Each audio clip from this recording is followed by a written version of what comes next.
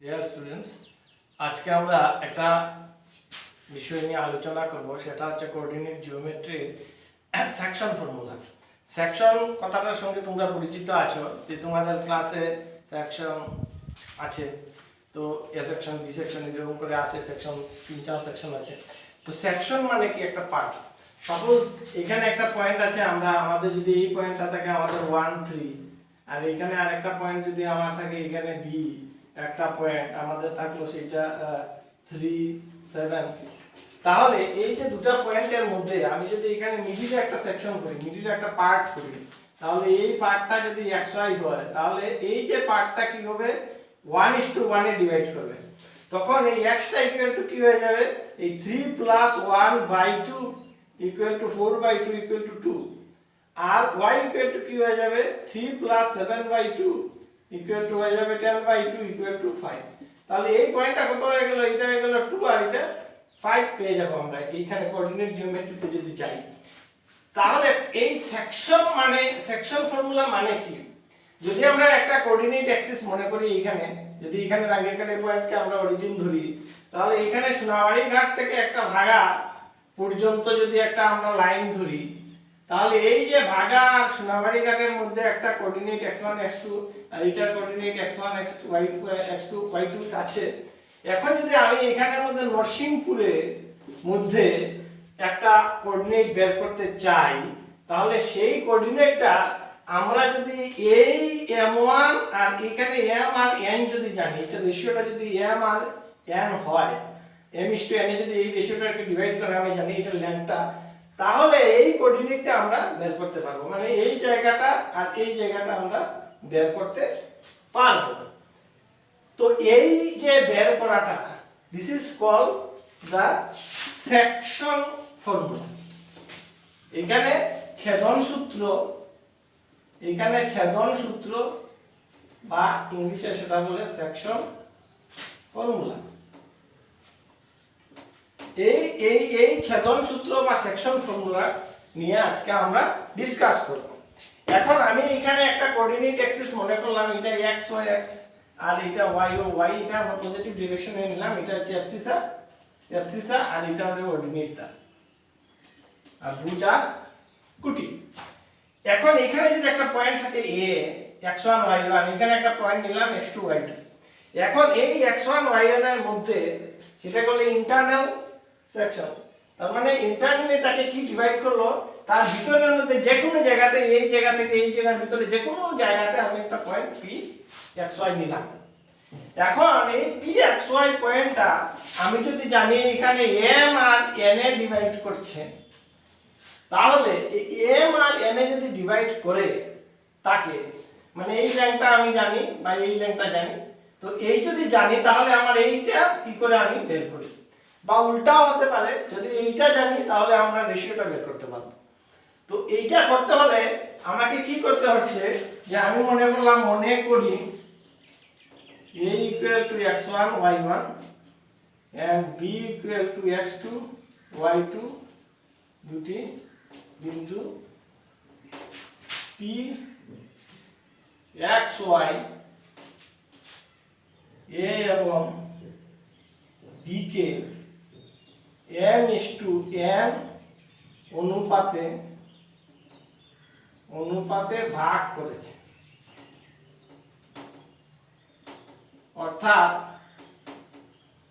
অর্থাৎ আমি দেখলাম কি যে AP by BP, AP is to BP equal to m:n।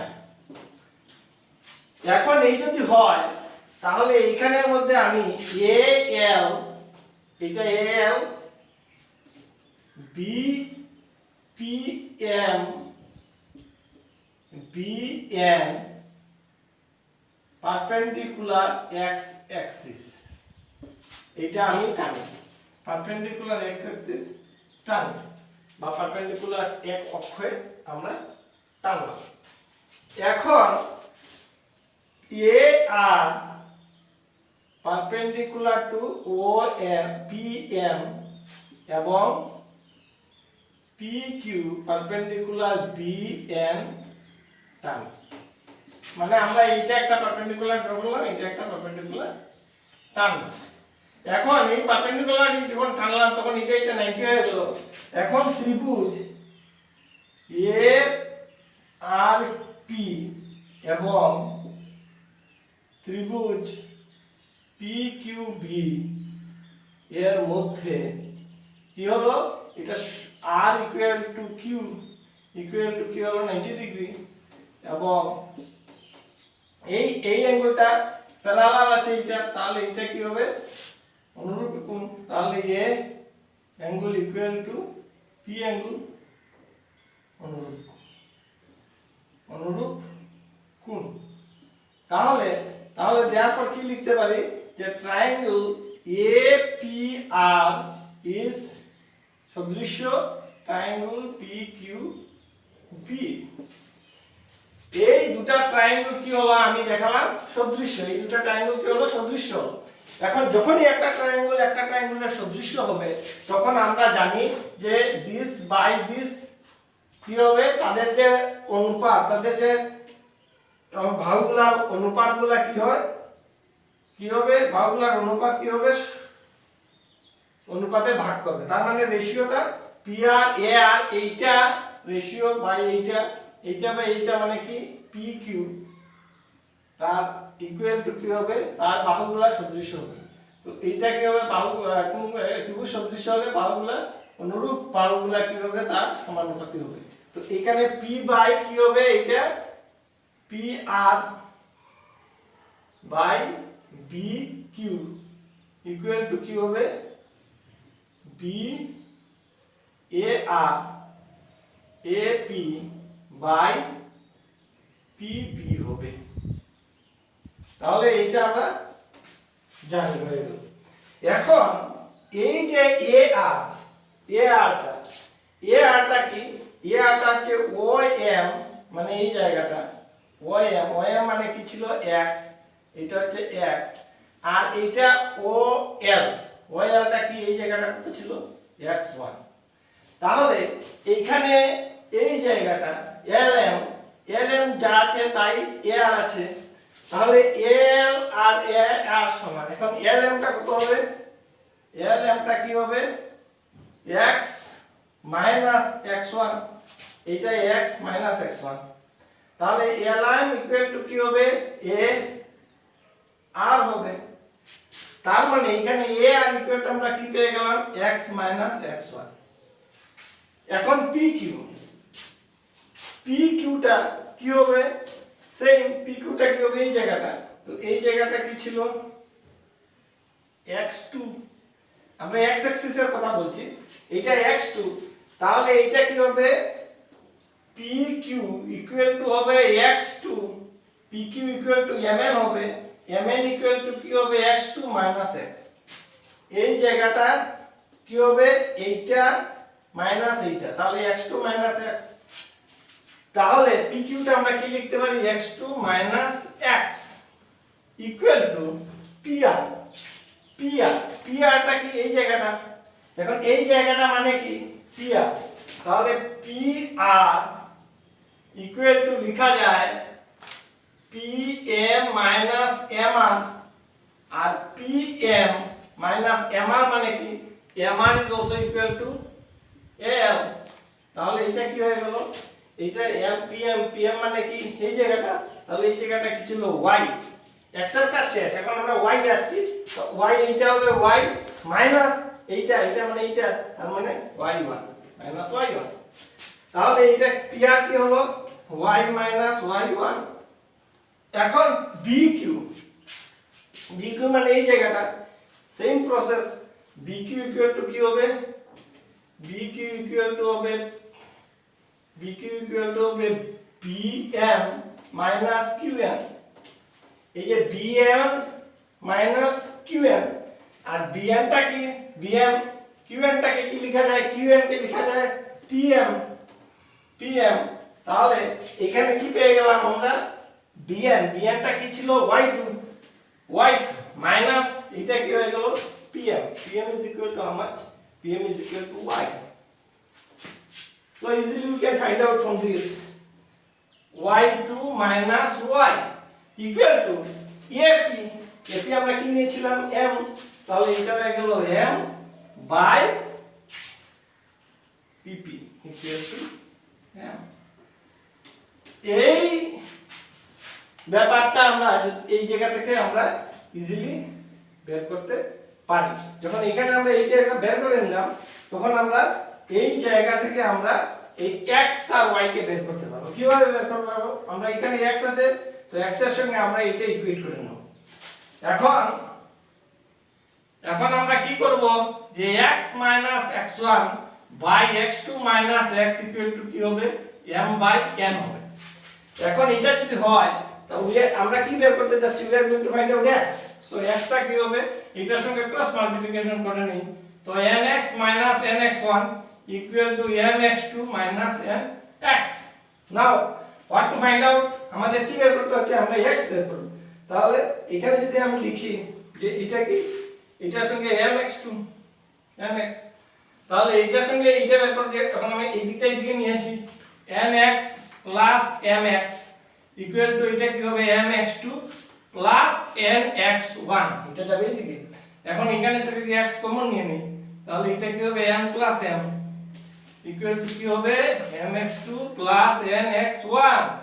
Now what is this, x কি হবে, x2 nx1 by m n, আর n কি কথা, তাহলে m কাকে নিয়ে কোন হয়ে গেল, এখানে কি বের করলাম, x বের করে নিলাম ভেরি ইজিলি। নাও আরেকটা বাকি রয়েছে আমাদের কি, y। এখন আমরা y বের করতে হলে কি করতে হবে, এইটার সঙ্গে এটা করতে হবে, very easy, y y1 by y2 y equal to কি, m বাই n। তাহলে কি করব, আমরা ক্রস করে নেই আগের মতো, সে ny ny1 ইকুয়াল টু কি, m y2 m y। তাহলে আমাদের কি দরকার, x y দরকার। এখন সবই y এসে গেছে, তো y কে এইদিকে নিয়ে এসে যাই, প্লাস হয়ে যাবে, ইকুয়াল টু এটা এইদিকে চলে গেল, ym2 ny1। তাহলে x কে বের করব আমরা, y কে কমন নিয়ে নেই, তাহলে m n ইকুয়াল টু কি হবে, my2 ny1। ঠিক আছে, implies y is to be free now। কি করে ফ্রি করব, এখানে নিয়ে নেব my2 ny1 ডিভাইড বাই কি হয়ে গেল, m n। আর m n কি কথা, তাহলে হয়ে গেল। তাহলে x y বলে আমরা কি পেয়ে গেলাম, mx2 nx1 by m n। তাহলে এইখানের মধ্যে থেকে আমরা যখন কোশ্চেনে যাব, যখন কোনো এই চ্যাপ্টারের কোনো এই সেকশন ফর্মুলার কোনো কোশ্চেন আমরা করতে যাব, তখন সলভ করতে হলে এটাকে মনে রাখার ভেরি ইজি প্রসেস। শুধু কি করতে হবে, এই জায়গাটা মনে রাখবে তোমরা, এই যে x ইকুয়াল টু কি করে বের করবে, এইটা করে দেবে এই দিকে, আর এইটাকে এই, তার মানে ভেরি ইজি, মানে মনে রাখার জন্য বলছি। তাহলে x ইকুয়াল টু কি হবে, m এর সঙ্গে এইটা x এর জন্য কি থাকবে, শুধু x ই থাকবে। কিভাবে থাকবে, কার সঙ্গে কার থাকবে, সবসময় উল্টা হবে। তার মানে m x2 প্লাস কি হবে, n আসবে n x1 হবে, আর নিচে m প্লাস n, তার রেশিওটা প্লাস হয়ে যাবে। y ইকুয়াল টু কি হবে, সেম অবস্থায় m1 ওইটার সঙ্গে যাবে y2 my2, তাহলে my2 প্লাস এটা হবে ny1 ডিভাইড বাই কি হবে, m প্লাস n কমন। তাহলে এই প্রসেসে আমরা যদি মনে রাখি সেকশন ফর্মুলাটাকে ভেরি ইজিলি মনে রাখতে পারবো। এবং এটা হচ্ছে ইন্টারনাল ডিভিশনস, মানে এবির মধ্যে যদি কোনো ডিভাইড থাকে তাহলে আমরা এই ফর্মুলাতে করব, ছেদন ফর্মুলাতে। তো এইটা তোমরা বুঝলে, আশা করি প্র্যাকটিস করবে। এবং অঙ্ক করতে হলে যদি না বুঝো, আন্ডারস্ট্যান্ডিং পয়েন্ট যদি না থাকে, এটা পরীক্ষাতে অনেক সময় থাকে ট্রাই সেকশন, ফোর সেকশন করতে করা যায়।